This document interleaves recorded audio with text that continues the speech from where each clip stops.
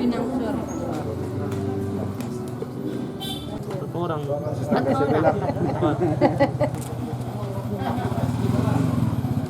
Iya, Romo. Pengen nemin mangan pacar. Ini bayar lebih. Sudah ya.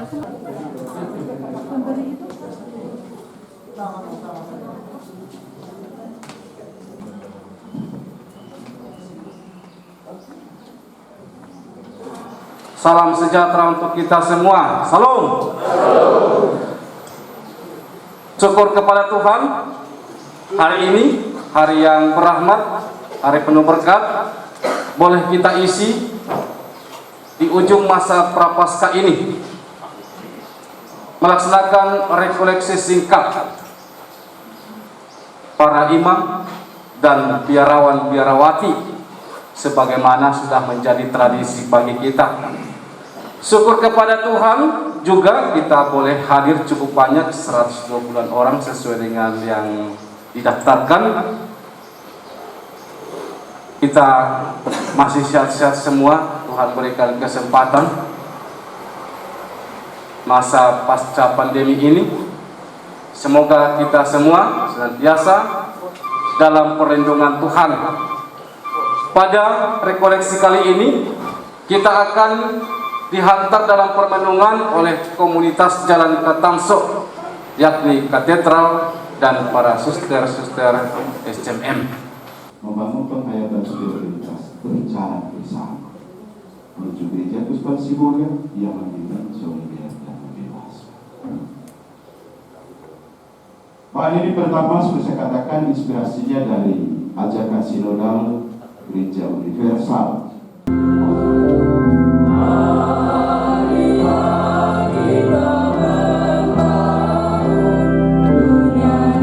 Kemuliaan kepada Bapa dan Putra dan Roh Kudus. Dalam nama Bapa, Putra dan Roh Kudus. Amin.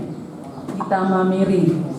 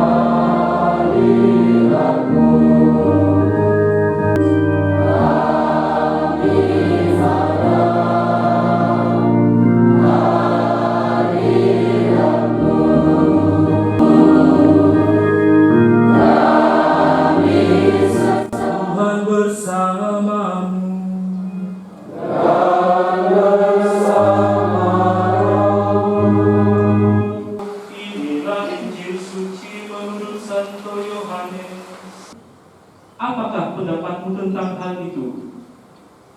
Mereka mengatakan hal itu untuk mencobai dia, supaya mereka memperoleh sesuatu untuk menyalahkannya. Para pastor, suster, serta saudara-saudariku yang terkasih, ada sebuah kisah yang diceritakan demikian.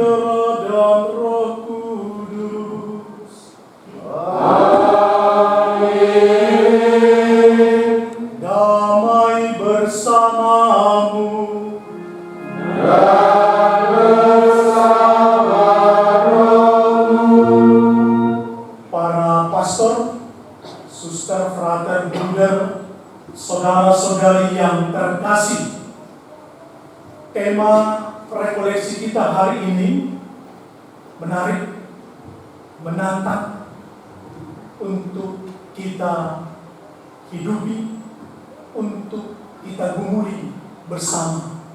Karena tema itu memasukkan kita dalam kondisi dan situasi itu. Sebagai pemimpin, sebagai anggota, sebagai imam, biara-biarawati, dan seterusnya, kita diajak bagaimana kita, orang-orang yang terpanggil secara khusus ini, menghayati kesetiaan, ketaatan kepada gereja. Kita mau supaya hidup kita sungguh-sungguh menjadi rahmat, berkat untuk orang lain. Sehingga apa yang kita kerjakan, apa yang kita buat, perutusan apapun yang kita terima dari Allah melalui pimpinan kita bersyukur, kita bergembira dan bersukaria melaksanakan tugas-tugas itu. Maka kita tidak boleh berhenti puas dengan apa yang kita buat sekarang, tapi kita harus tetap terus-menerus untuk membaharui diri kita menjadi orang-orang baik, menjadi manusia-manusia baru dalam hidup kita setiap hari. Saya berdosa, saya sungguh berdosa. Allah Bapa Maha Pengampun, kami ini orang lemah, rapuh, berdosa, yang sering jatuh. Demi Kristus Tuhan dan pengantara kami. Amin. Bacaan dari kitab Yeremia. Aku mengasihi Engkau, ya Tuhan kekuatanku. Aku mengasihi Engkau, ya Tuhan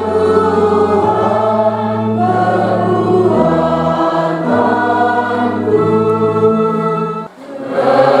Terpujilah Kristus Tuhan, Raja mulia dan kekal. Tuhan bersamamu.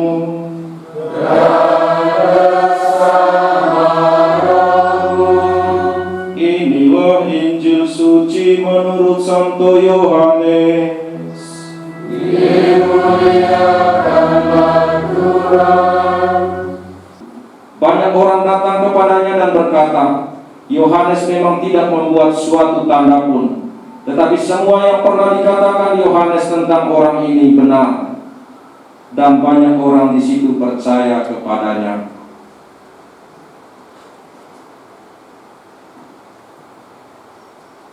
Demikianlah sabda Tuhan.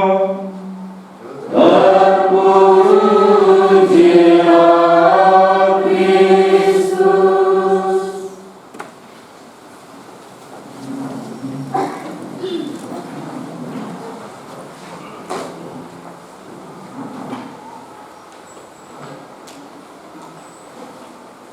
Para pastor, suster, frater, bruder, saudara-saudari yang terkasih,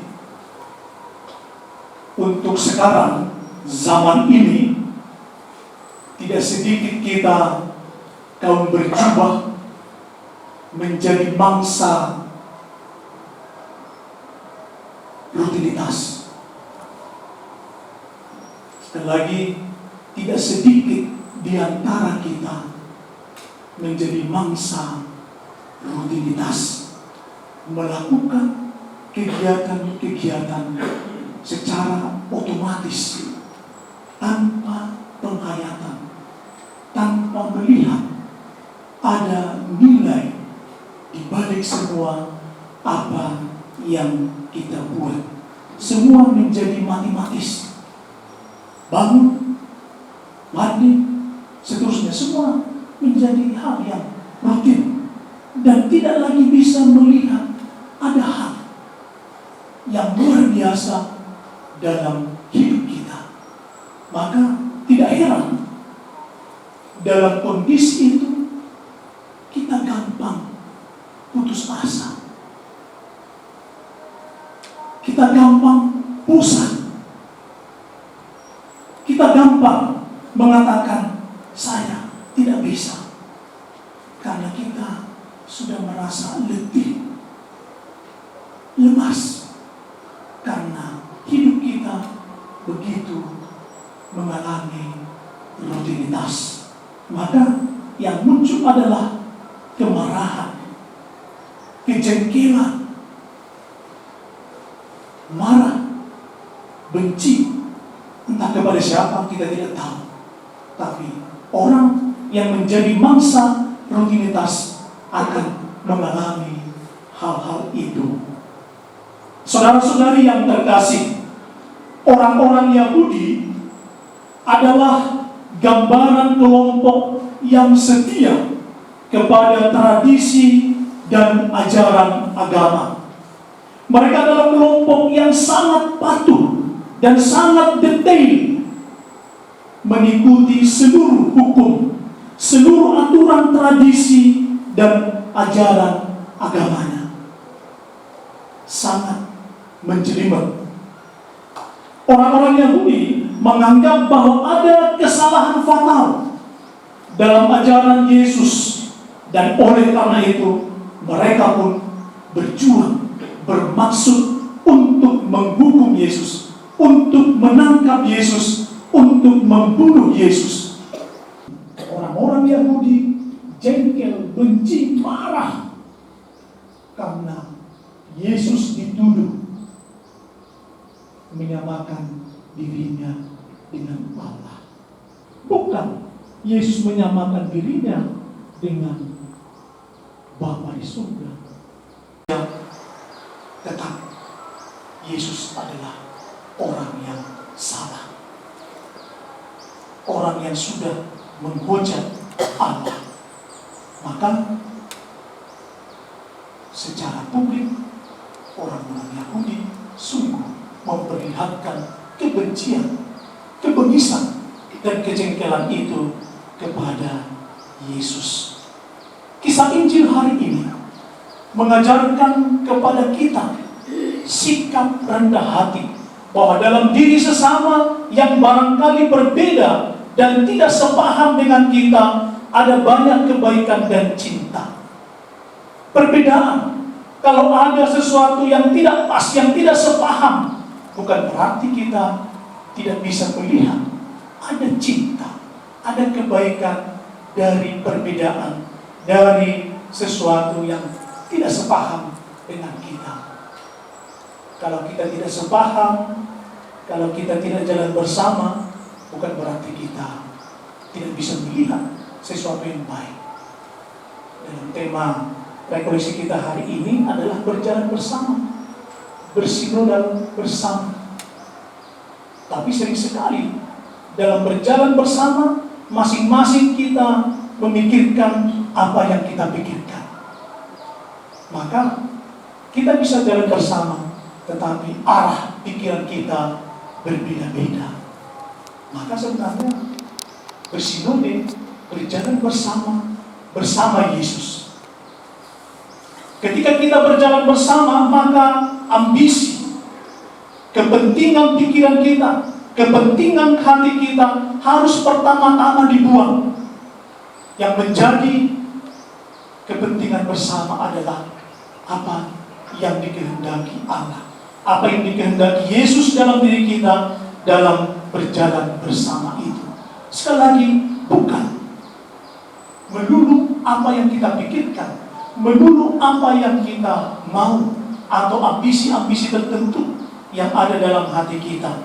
Tetapi mari kita melakukan ambisi Yesus itu sendiri, membawa visi misi Allah di dalam dunia ini. Para pastor, suster, saudara-saudariku yang terkasih, Kita di satu sisi mungkin pernah atau mungkin sedang diperlakukan seperti Yesus. Kita dibenci, kita dimusuhi, kita ditolak, bahkan kebaikan-kebaikan yang kita buat kurang ditanggapi dengan baik, atau kita kurang diperlakukan dengan baik oleh orang lain. Kita yakin segala yang baik selalu berasal dari Allah. Maka kita harus bertahan dan terus maju untuk melakukan kebaikan-kebaikan dari karya-karya pastoral kita. Jangan pernah putus asa. Jangan pernah bosan melakukan kebaikan. Saudara-saudari, kita sadar, kita tahu betapa mudah kita tertular virus keputusasaan yang sering disebarkan di sekeliling kita. Namun Tuhan telah memberi vaksin mujara untuk virus keputusasaan itu. Kalau kita sudah menerima ada vaksin pertama, vaksin kedua, vaksin ketiga, bahkan ada yang mau keempat. Saya harap tidak ada lagi yang keempat. Sudah jenuh orang dengan vaksin-vaksin ini. Tapi Tuhan hari ini menawarkan vaksin yang mujara untuk melawan virus keputusasaan yang sering kita alami, adalah vaksin pengharapan.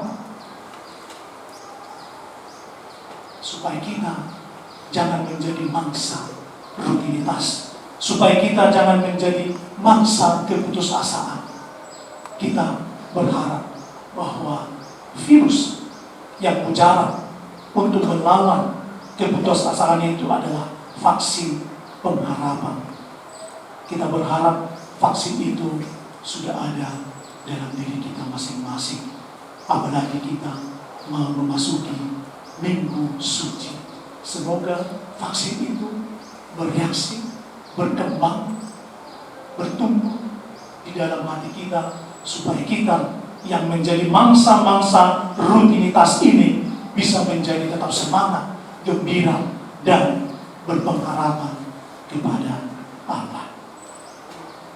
Saudara-saudari, melalui sakramen baptis, sakramen krisma, sakramen imamat, maupun profesi religius yang sudah kita terima, kita telah dikuduskan untuk Tuhan dan juga diutus untuk membawa misi Kristus di tengah-tengah umat yang kita layani. Mari kita melayani umat seluruhnya, terlebih mereka yang sering terlupakan. Mereka itu adalah orang muda yang lanjut usia, yang sakit dan miskin.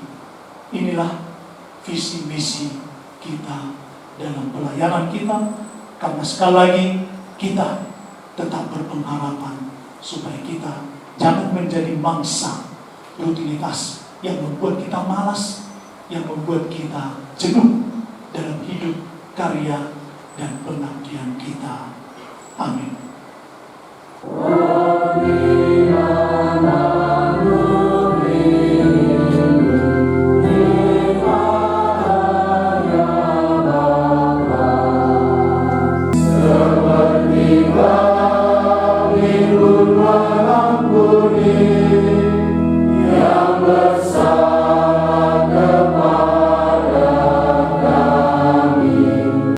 Yesus Kristus, Engkau telah bersabda kepada para rasul, damai-Ku tinggalkan bagimu, damai-Ku berikan kepadamu. Janganlah memperhitungkan dosa kami, tetapi perhatikanlah iman gerejamu, dan berilah kami damai dan kesatuan sesuai dengan kehendak-Mu. Engkau yang hidup dan meraja sepanjang segala masa. Amin. Semoga damai Tuhan selalu bersamamu dan bersamamu. Inilah anak domba Allah yang menghapus dosa-dosa dunia. Berbahagia kita yang diundang ke perjamuannya. Tuhan, saya tidak pantas berdalam kepada saya, tapi bersabdalah saja, maka saya akan sembuh. Tubuh Kristus. Amin.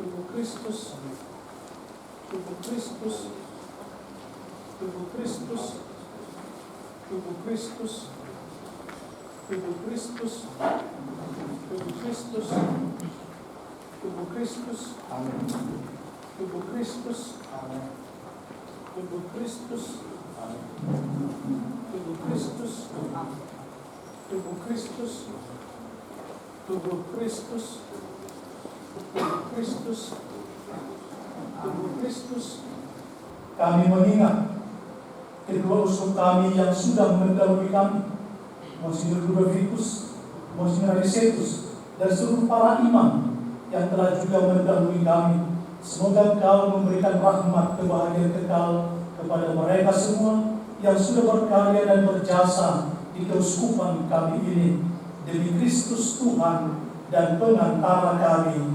Amin. Saudara-saudari yang terkasih, sebelum berkat penutup, pertama saya mengucapkan banyak terima kasih kepada para imam, para suster, frater, bruder, saudara-saudari yang sudah mengikuti rekoleksi kita pada hari ini.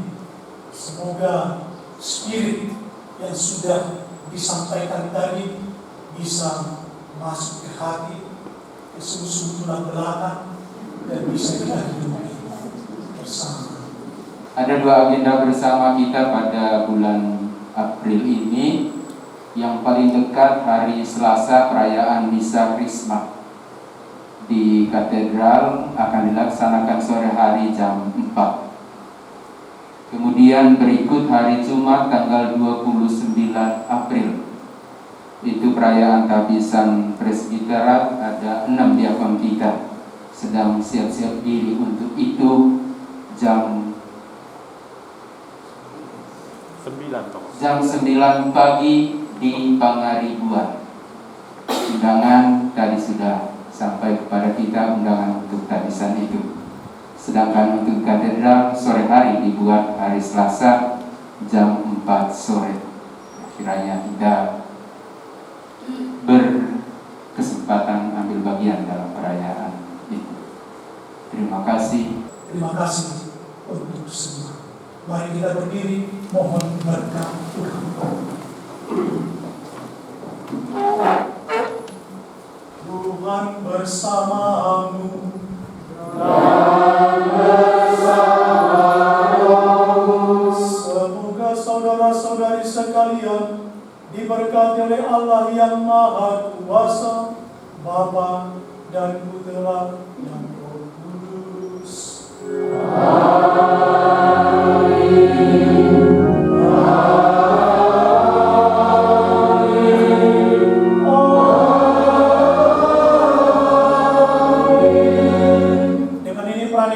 Sudah selesai, marilah kita hidup dalam damai Tuhan.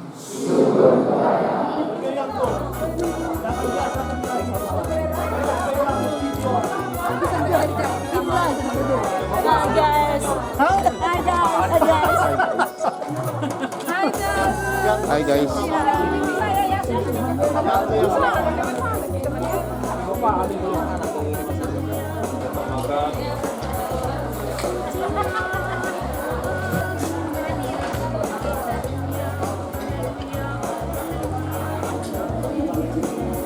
Isong Bruder Boydo, Teginjangon.